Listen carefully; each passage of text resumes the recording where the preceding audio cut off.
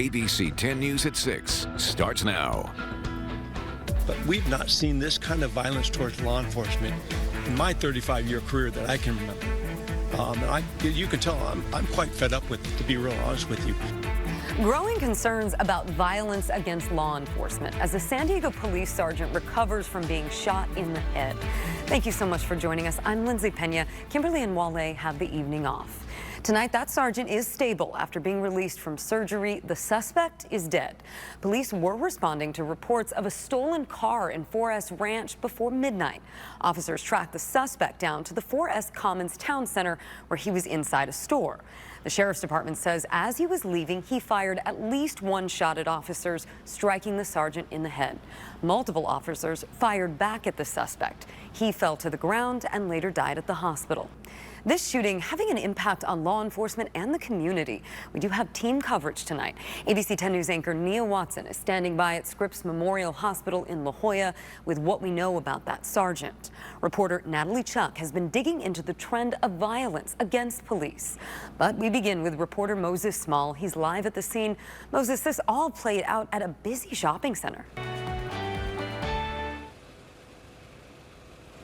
Yeah, Lindsay, it's been almost a day since the shooting, and the crime scene went down 3 hours ago. The police tape came down. All the detectives have left. But what's still here is the shock of seeing a shooting like this in a neighborhood as quiet as this one. San Diego police officers showed up here at the 4S Commons Town Center at about 11:30 last night for reports of a stolen car. Sheriff's deputies say the suspected car thief was inside a grocery store, and when officers tried to approach him, he ran away and started shooting. One of those bullets hitting a San Diego police sergeant in the head. Law enforcement tells us other officers shot back and hit the suspect several times, and the man died early this morning. People who live here and work around here say the last thing they'd expect in the middle of 4S Ranch is a shootout. It also put a damper on some of the businesses here. Yeah, shocked, but relieved that the suspect is no longer with us. So, and now I feel safe. I feel fine. Again, that crime scene has been down for several hours, but when you walk around, you can still feel that something happened here. Even at the scene, lots of people have been asking me what exactly is going on. But still, all businesses here remain open. Reporting in 4S Ranch, Moses Small, ABC 10 News. Moses, thank you for that. As we mentioned, that sergeant is recovering at Scripps Memorial Hospital in La Jolla. Our team coverage continues with ABC 10 News anchor Nia Watson. Nia, you've been at the hospital all day. What's the latest on that sergeant's condition? Yeah, Lindsay, SDPD says the sergeant went into surgery this morning and was out before noon. Like you said, he is in stable condition. Now, SDPD did not go into detail about what type of surgery he had to undergo, but we do know he suffered a gunshot wound to the head. San Diego Police Chief David Nisleit was here at the hospital this morning, and officers have been here throughout the day to show their support. We also know the sergeant's family is with him. Nisleit says the sergeant suffered skull fractures and a brain bleed, but he says prior to surgery, the officer was talking and alert. Nisleit did not identify the sergeant, but he says he's been with the department for several years and is a member of the SWAT unit. The sergeant's a heck of a guy. You know, very proud of this sergeant. He's had a great career. He's done extremely well for himself. Does great, has great officers working for him. You know, I wish him nothing but the speedy recovery, and never forget that we're here for him and his family. Chief Nisleit says he's grateful the sergeant is expected to survive and that more officers were not shot. He credits good tactics, luck, and, quote, the grace of God. Reporting live in La Jolla, Nia Watson, ABC 10 News. Nia, thank you for that. Meanwhile, San Diego Police Chief David Nisleit calling for an end to the increasing violence against police officers. It's a trend not only happening here in San Diego, but also nationwide.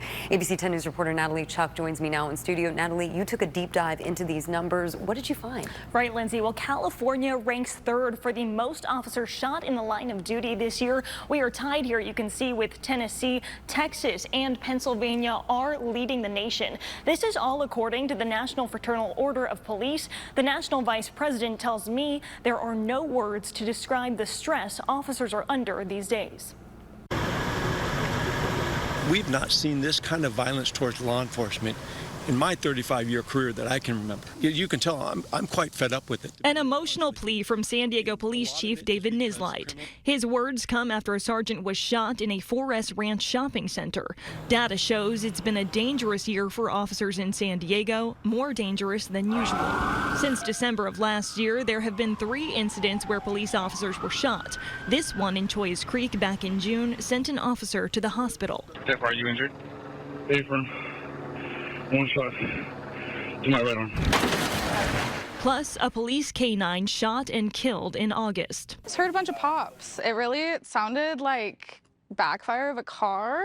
Data obtained by ABC 10 News shows 4 other incidents when an officer was shot at but not hit. This trend is being seen nationwide. Numbers released by the National Fraternal Order of Police shows 355 law enforcement officers have been shot this year. That's a roughly 49% increase since 2018. There is one police officer shot every 22 hours. Joe Gamaldi is the national vice president and a police officer in Houston, Texas, the state leading the country in law enforcement officers shot. Just this week, 2 officers were shot in Austin. What's it like for you every day to be out there in a state that's leading the nation in this? So we are constantly messaging to officers that we have to be extra vigilant, extra careful, make sure we're backing each other up on calls, make sure we have a head on a swivel, because we don't know where the next attack is coming from. A feeling San Diego police have just been reminded of. It's got to stop. The chief also said these incidents go back to the justice system not holding criminals accountable. Natalie Chuck, ABC 10 News. Natalie, thank you for that. ABC 10 News will continue to monitor this shooting of a San Diego police sergeant. You can get updates on our website, 10news.com, or on our free mobile app.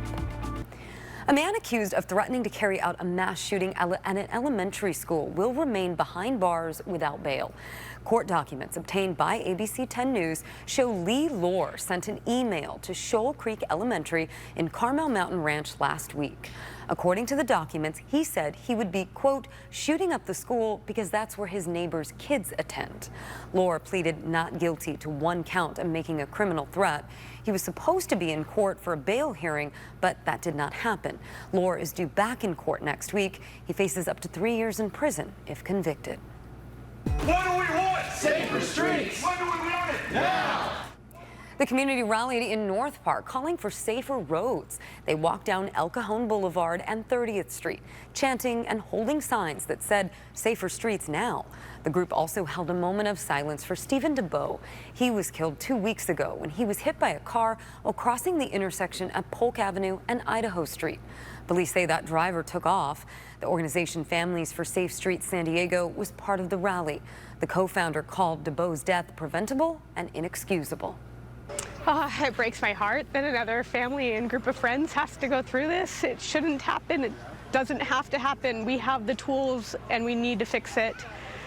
I see his friends here today and I just want to give them a huge hug. I wish I could take their pain away because I know, unfortunately, what it's like. The 76-year-old driver accused in DeBow's death pleaded not guilty to hit and run and vehicular manslaughter yesterday. Prosecutors said she drove with DeBow on the hood of her car for 65 feet. If convicted, she faces up to 5 years behind bars. Turning now to our weather, a change is on the way to some calmer conditions. Meteorologist Megan Perry is tracking the return of Santa Ana winds as we head into the weekend. And this is the peak of Santa Ana season, but usually by this time we'll have seen some rainstorms come through. Unfortunately, that hasn't been the case. So fire danger is going to be elevated to near critical levels as we head into this weekend. The strongest winds with this Santa Ana wind event will be to the north of us. You can see the pink there. That's that red flag warning, the fire weather warning for parts of San Bernardino and Riverside County. For us, we're in a wind advisory. It starts at 10 a.m. tomorrow. It lasts until 3 p.m. on Sunday. It's for the inland and mountain areas. I expect widespread gusts 25 to 45 miles per hour, peak gusts up to 50 miles per hour, and we could see a few isolated gusts actually exceed 60 miles per hour. As the ferries coming in right now, our calm conditions right now at 59 degrees. Temperatures are sitting in the 50s and 60s for most of the county. When I come back with your full forecast, though, I'm going to be pinpointing those building winds and plummeting humidity levels. Lindsay? Thank you, Megan. In less than 12 hours, the Ped West crossing in San Ysidro will close once again. It just reopened less than a month ago. Customs and Border Protection says it'll be redirecting agents to help with the increase in illegal border crossings. That closure starts tomorrow morning at 6. There's no word on how long it'll last. CBP plans to open additional entry lanes at the Ped East and Otay Mesa crossings to manage wait times and lines. The Democrats in San Diego's congressional delegation and San Diego Mayor Todd Gloria urged the Department of Homeland Security to reconsider the closure. They're concerned about the impacts on the economy. A local doctor sounding the alarm about a recent uptick in Mpox cases. Starting to see resurgences in pockets. Coming up, what he's blaming for the increase and the best way to keep yourself safe. That story and more just 2 minutes away. Up tonight, the major storm hitting in the country, then moving right into the Northeast. Snow, freezing rain, damaging winds. Also, the effort to free hostages fails and turns deadly. And we have just learned tonight that actor Ryan O'Neal has died. We'll look back. World News